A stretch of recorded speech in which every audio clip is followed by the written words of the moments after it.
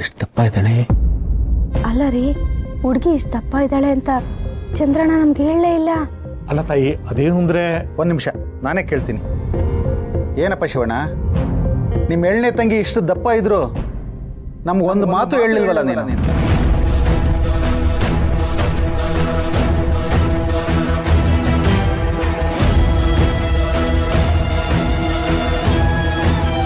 ಇಷ್ಟು ದಪ್ಪ ಇರೋ ನಿನ್ ತಂಗಿನ ನನ್ನ ಮಗನ್ಗೆ ಮದುವೆ ಮಾಡ್ಕೊಂಡ್ರೆ ಜನ ಆಡ್ಕೊಂಡು ನಗೋಕಿಲ್ವಾ?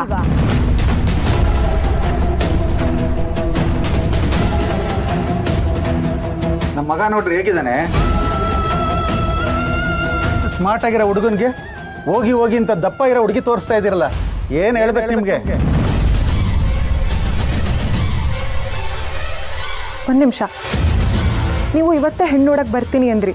ಟೈಮ್ ಇಲ್ಲ ಅಂದ್ರು ಏನೋ ಪ್ರಿಪ್ರೇಷನ್ ಮಾಡ್ಕೊಂಡು ನಿಮ್ಮನ್ನ ಬನ್ನಿ ಅಂತ ಹೇಳಿದ್ವಿ. ಬಂದ್ಮೇಲೆ ನಾನ್ ಬೇಡ, ಎರಡನೇವಳನ್ನ ತೋರಿಸಿ ಅಂತ ಹೇಳಿದ್ರಿ. ನಾವು ಎರಡನೇವಳನ್ನ ತೋರ್ಸೋಕ್ಕೂ ಒಪ್ಕೊಂಡ್ವಿ. ಆದ್ರೆ ಈಗ ಅವಳು ದಪ್ಪ ಅನ್ನೋ ಕಾರಣ ಕೊಡ್ತಾ ಇದ್ದೀರಾ.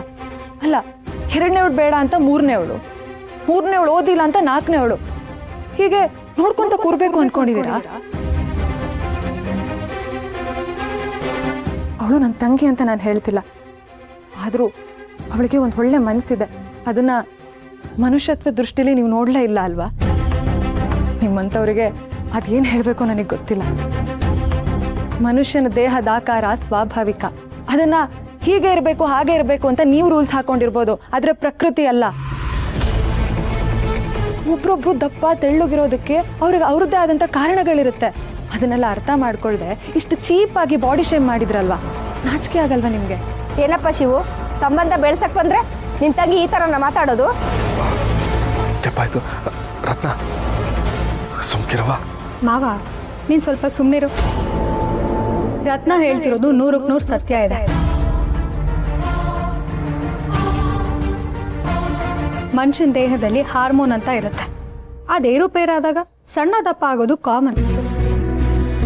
ಅದು ಥೈರಾಯ್ಡ್ ಇಂದನೂ ಆಗಿರ್ಬೋದು, PCOS ಇಂದನೂ ಆಗಿರ್ಬೋದು, ಜೆನೆಟಿಕ್ ಫ್ಯಾಕ್ಟರ್ಸ್ ಅಂತ ಆಗಿರ್ಬೋದು, ಇಲ್ಲಾಂದ್ರೆ ಮೆಡಿಕೇಶನ್ ಸೈಡ್ ಎಫೆಕ್ಟ್ಸ್ ಆಗಿರ್ಬೋದು. ಅಷ್ಟೇ ಯಾಕೆ ಮಾವ, ಇವಾಗ ನಾವು ತಿನ್ನೋ ಆಹಾರ ಪದಾರ್ಥದಿಂದನೂ ಆಗಿರ್ಬೋದು. ಇದು ಕೆಲವು ಕಾರಣಗಳಷ್ಟೇ, ಇನ್ನೂ ಸುಮಾರಿದೆ. ಕೊಡ್ಲಾ? ಸಣ್ಣ ಇದ್ರೆ ತಿನ್ನಲ್ವೇನು, ಕಾಯಿಲೆ ಬಂದಿದೆಯೇನೋ ಅಂತಾರೆ. ದಪ್ಪ ಇದ್ರೆ 3 ಹೊತ್ತು ತಿಂತ ಸೋಂಬೇರಿತನ ಬಂದ್ಬಿಟ್ಟಿದೆ, ಅದಕ್ಕೆ ಹೀಗೆ ಅಂತಾರೆ.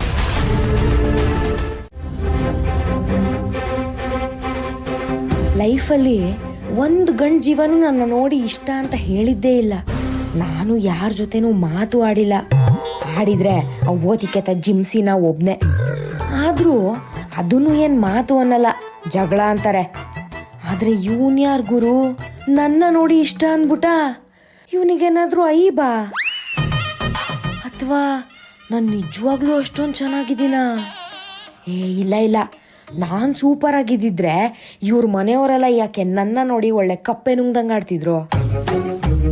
ಆದರೂ ಏನೋ ಸಮಥಿಂಗ್ ಪ್ರಾಬ್ಲಮ್ಮೆ. ಎಕ್ಸ್ಕ್ಯೂಸ್ ಮೀ, ಏನಾದರೂ ಮಾತಾಡೋದ್ನಲ್ಲ, ಮತ್ತೆ ಕೇಳಿಸ್ಲೇ ಇಲ್ಲ. ಸಾರಿ, ಮನ್ಸಲ್ಲೇ ಮಾತಾಡ್ಕೊತಾ ಇದ್ದೆ. ಯಾಕೆ ನಗ್ತಾ ಇದ್ದೀರಾ? Okay sorry. ನನಗೆ ನೀವು ಮಾತಾಡೋ ರೀತಿ ತುಂಬ ಇಷ್ಟ ಆಯಿತು. ನಿಮಗೆ ನಾನು ಇಷ್ಟ ಆದ್ನಾ? ಅಣ್ಣನ ಕೇಳಬೇಕು ರೀ. ನಾನು ಮದುವೆ ಆಗಕ್ಕೆ ಬಂದಿರೋದು ನಿಮ್ಮನ್ನ, ನಿಮ್ಮ ಅಣ್ಣನಲ್ಲ. ಅದನ್ನೇ ಕೇಳಬೇಕು ಅಂತಿರೋದು, ಅಣ್ಣನ್ನ. Wow, what an answer. Extremely punching dialogue. ಪಕ್ಕ ತಿಕ್ಲಾನೆ ಇವನು ಅನ್ಸುತ್ತೆ. ಏನು ಮಾಡ್ಕೊಂಡಿದ್ದೀರಾ ನೀವು? ನಾನು ಮೊನ್ನೆ ತಾನೇ ಎಡವು ಬಿದ್ದು ಗಾಯ ಮಾಡ್ಕೊಂಡಿದ್ದೀನಿ. ನೋ, ಅದಲ್ಲ.